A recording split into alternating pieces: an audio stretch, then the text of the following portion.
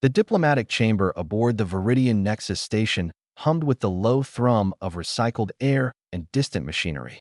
Rieger stood motionless before the observation window, his four-jointed hands clasped behind his back, watching the blue-green marble of Earth rotate silently in the void. His crimson scales caught the ambient light, creating shifting patterns across his muscular frame. A frame built for war, honed through centuries of evolution on a world where only the strong survived. Behind him, on the cold metal floor, lay Tyron. The cub's body was small, fragile even by human standards. No scales, no natural armor, no claws. Just soft flesh wrapped in torn clothing, now stained with the dark evidence of violence. The child couldn't have been more than 10 cycles old by human reckoning. His eyes were still open, staring at nothing, frozen in an expression that Rieger had seen too many times in his long life. Surprise mingled with the fading remnants of hope. "Commander Rieger," the station's AI announced with clinical precision, "Ambassador Chun is requesting immediate audience." "The incident has been noted." Rieger didn't respond immediately. His secondary eyelids flickered across his golden eyes as he processed the situation. An incident. Such a sterile word for what had transpired. 3 of his warriors, young, eager to prove their dominance in this new alliance, had cornered the human child in a maintenance corridor. They had seen weakness. They had acted according to the oldest law of the Skarathi Empire. The weak exist to serve or be eliminated. They had been following the code Rieger himself had taught them. "Send him in," Rieger finally growled, his translator converting the guttural Skarathi into flat, emotionless standard. The door hissed open.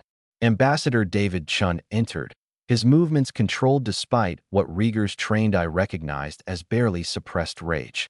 The human was small by Skarathi standards, barely reaching Rieger's chest, with graying hair and weathered brown skin that spoke of many years under Earth's sun. He wore the simple uniform of the Terran Diplomatic Corps, but Rieger knew this human had once been something else. A soldier. The way he moved, the way his eyes swept the room before settling on Tyron's body. These were the habits of a warrior. Chin's face remained impassive as he looked at the dead child, but Rieger saw his jaw tighten, saw the minute tremor in his clenched fists. "His name was Tyron Vasquez," Chin said quietly, kneeling beside the body. He gently closed the boy's eyes with a tenderness that made something uncomfortable stir in Rieger's chest. He was a maintenance worker's son, loved zero-gravity football, wanted to be a xenobiologist when he grew up, wanted to study the Skarathi, actually. "Thought you were fascinating." Rieger's tail lashed once, an involuntary gesture of something. Discomfort? Regret? He crushed the weakness before it could take root. "Your warriors killed him because he was in their way." Chun continued, standing now, his dark eyes finally meeting Rieger's. "Because he was small. Because they could. They acted according to our nature," Rieger replied, his voice a low rumble. "The Skarathi do not coddle weakness. We have survived 10,000 years of blood and fire by culling the unfit. Your species, my species," Chen interrupted, and there was steel in his voice now, "has survived 10,000 years of blood and fire by protecting the weak, by carrying the wounded, by sacrificing the strong for the helpless." Rieger's crest flared in irritation. "That is madness. That is evolutionary suicide." "Is it?" Chen stepped closer, and Rieger was surprised to find he didn't feel the instinct to assert dominance. There was something in the human's bearing that gave him pause. "Commander, your empire spans 200 worlds. You have subjugated 43 species. Your fleets are legendary. Your warriors are unmatched in single combat." "Yes." Pride swelled in Rieger's chest. "And yet," Chun continued, "humanity, soft, weak, clawless humanity, holds you at the negotiating table instead of in chains. Why do you think that is?" Rieger had no answer. It was a question that had troubled him since first contact. The humans should have been easy prey. They had no scales, no natural weapons, no hierarchical pack structures like those that made Skarathi society so efficient. Their young were helpless for years, requiring constant care. They wasted resources on the elderly, the disabled, the weak, and yet they had met the Skarathi fleet at the Battle of Kepler, 442, and fought them to a standstill. And yet their ships, crewed by soldiers who would dive in front of plasma fire to save their comrades, had proven devastatingly effective. And yet their diplomats, like Chun, negotiated from a position of strength despite their physical weakness. You think it's our technology, Chun said, reading Rieger's silence. Our weapons, our ships, our tactics. And yes, those matter. But they're not the reason. The reason is right there. He pointed at Tyron's body.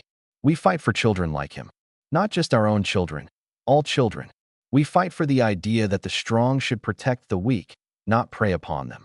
And that gives us something your warriors will never have. And what is that?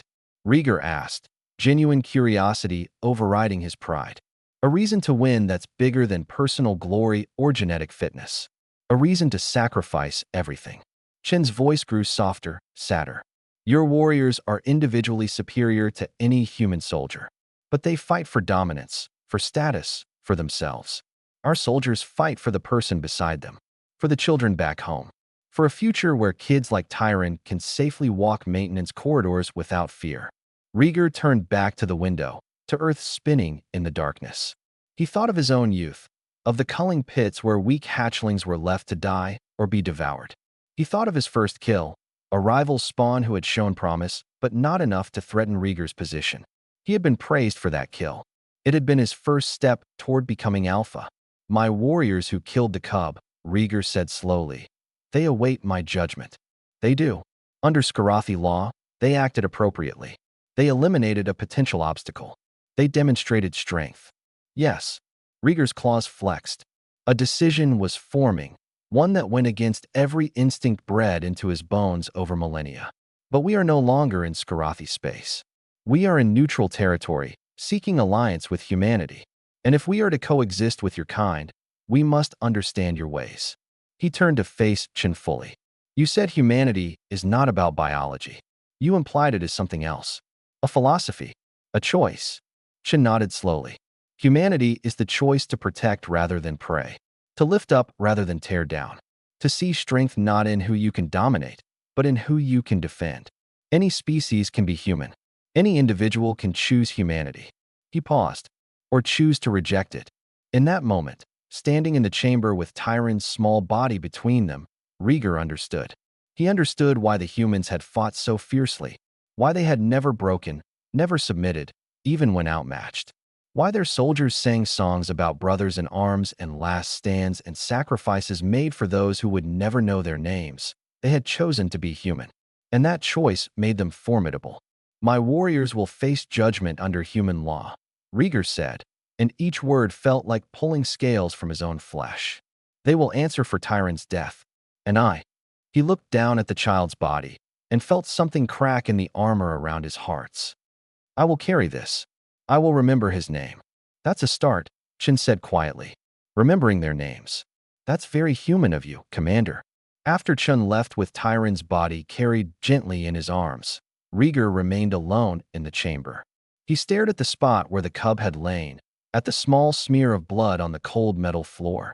Tyron Vasquez, 10 cycles old, loved zero-gravity football, wanted to study the Skarathi. Rieger's claws scored marks in his palms as he clenched his fists.